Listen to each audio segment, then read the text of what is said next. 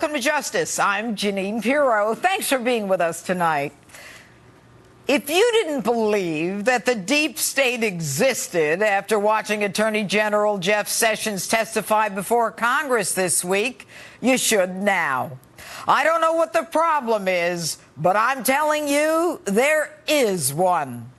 When Russia sells 20% of America's uranium, when the Clinton Foundation gets $145 million, when Bill gets a $500,000 speaking fee from the Kremlin-connected company financing the deal, when Buddy Barack allows Bill to meet with the head of the Russian Nuclear Energy Commission, and the Obama administration's Committee on Foreign Investment approves the sale, tone deaf to the concerns of Republican national security experts. No surprise, 7 of the 9 CFIUS members who approved the sale are connected to the Clinton Foundation.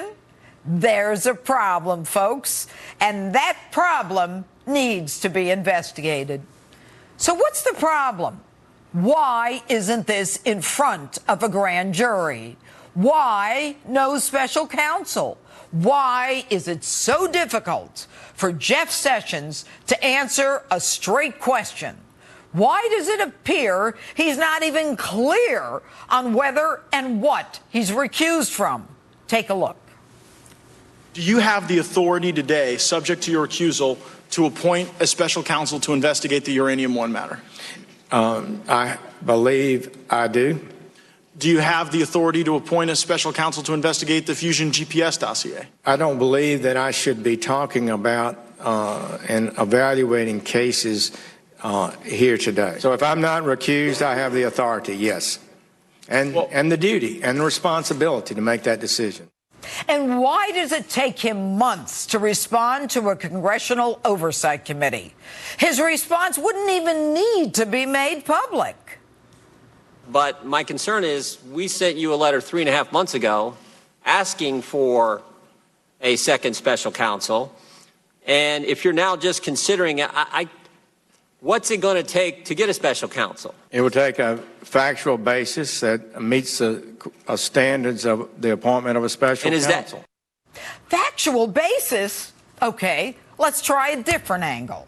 The Clinton campaign and the DNC, which we now know were one and the same, much to Bernie's detriment, and the FBI all pay the author of a fake dossier to muddy up Donald Trump, your president, who appointed you, Mr. Attorney General, which dossier was presumably used by Jim Comey once he dropped it on the president's desk as a basis for a FISA application that could then be used to surveil Americans associated with Trump, which Americans were then illegally unmasked by the 17 intelligence agencies who themselves were suddenly unmasked, thus creating a kangaroo third world justice system where money, power, and the FBI are joined at the hip. And if that isn't worth looking at, then I'm from Mars. And if you did watch that hearing, did you even get a straight answer from the Attorney General? Does he even know the parameters of his own recusal? So how and when are we going to get answers? We already know it takes years for Congress to get responses. Predictions are that the release of Hillary's State Department and Benghazi emails won't be completed until 2020. Now, that's no way to run a government. But it's a real way to hide the truth, or at least cut the guilty a break. It's no wonder the Congress's approval rating is 15%, its disapproval 74%. So what needs to be done? In a few minutes, you'll hear from 2 congressmen determined to get answers. They believe they can successfully and in a timely fashion investigate and get answers. They will subpoena witnesses, bring people in to do depositions, ask for documents, do public hearings. But it must be on a timely schedule. None of this. Ask for a document, wait 3 months, not get the document. 6 months later, consider a subpoena. Wait until the subpoena comes or doesn't come. Basically, running out the scandal clock. The congressional committees need to be supported by leadership, congressional leadership. That means Paul Ryan, Kevin McCarthy, Mitch McConnell. They need to buck up, take responsibility, and get everyone on board. Leadership needs to be in full agreement with committee members, willing to go the distance, willing to go wherever that evidence takes them.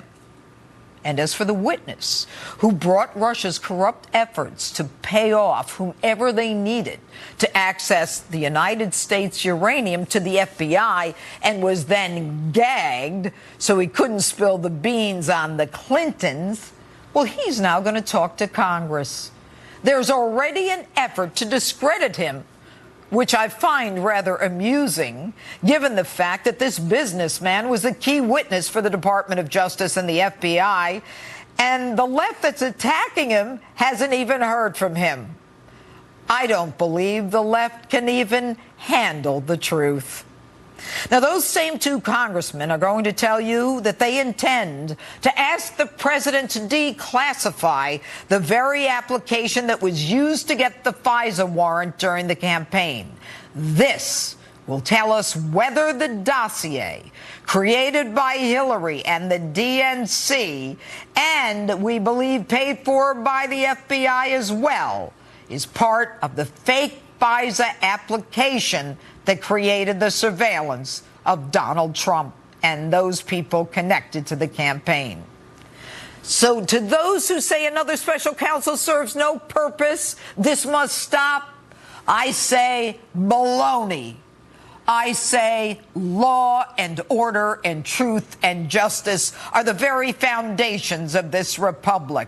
And I am tired of the powerful and the Clintons being above the law that each and every one of us must follow.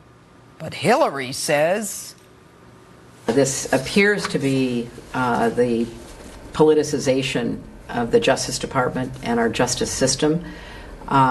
This Uranium One story has been debunked countless times by members of the press, by independent experts. It is nothing but a false charge. This is such an abuse of power, and it goes right at the rule of law. Pray tell, Hillary, first of all, who's debunked it? The truth? Hillary is from the school of lie, deny, and delay. She and the Obama administration have thwarted Congress at every turn. Investigations are drawn out for so long that America's collective memory fades to the point where no one really cares anymore, which is just what the plan was in the first place. Look, I was a judge. It's real simple. If someone is subpoenaed and there's no response, you hold that person in contempt. You take a look at the facts, you prosecute, and if justified, you put them in jail. We have a system of laws that we, as an ordered society, have agreed to adopt, follow, and enforce. And even though I'm not on the bench anymore, and even though I'm not the DA anymore, I am going to continue to fight to get honest answers. I don't like when people lie, and I don't like when people try to take advantage of others. Now, I'm going to tell you, my audience, I've gotten some major pushback from people, but I'm still a believer. I still believe in truth and justice. The Department of Justice is the last resort, and I'm still a believer. And that's my open. Tell me what you think on my Facebook page, Twitter, and Instagram, #Judge Jeanine.